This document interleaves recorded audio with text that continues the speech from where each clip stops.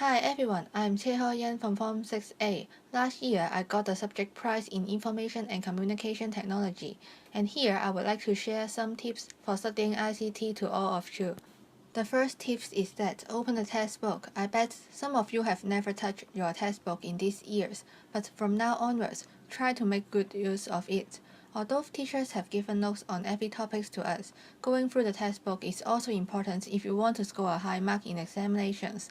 In textbook, there's always detailed elaborations, introductions, and also colorful pictures of different computer operations and devices, which can help you have a better understanding on them.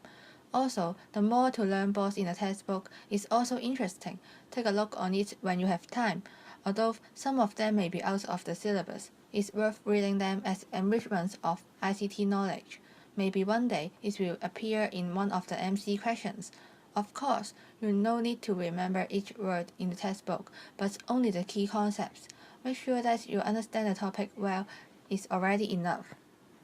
Secondly, make good use of the internet. What I mean is that when you encounter difficulties in studying, ask help from the internet. For example, I was not familiar with the fetch, decode, execute cycle of the CPU, so I searched the simulation of it on YouTube, and it helps me understand how the cycle works better.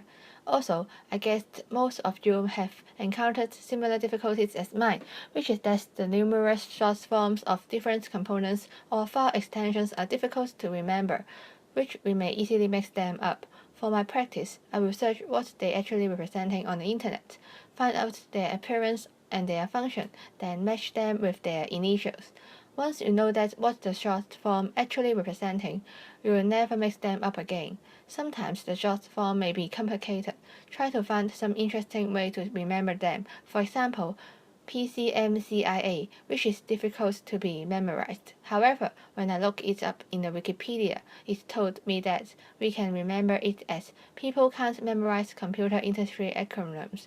And since that time, I always remember this. Thirdly, think more in our daily lives. In fact, ICT is everywhere in our daily lives, and in the examination, we are always given a real-life scenario. For example, we may be asked to design a system for a library or figure out the reason of having errors in some computer operations.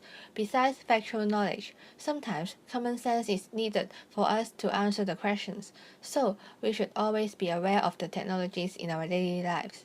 Last but not least is doing exercises. As all of you know that exercises are always important for every subject. You can do the exercise in the textbook or past papers. Try to learn from the marking scheme and you will know what you are expected to answer in examinations. Moreover, really try the functions such as VLOOKUP or COUNTIF in Excel. And this can also be an exercise. After several tries, you will get familiar with the usage of these functions. Hope these tips can help you study ICT better and wish you all the best in the examinations. Thank you.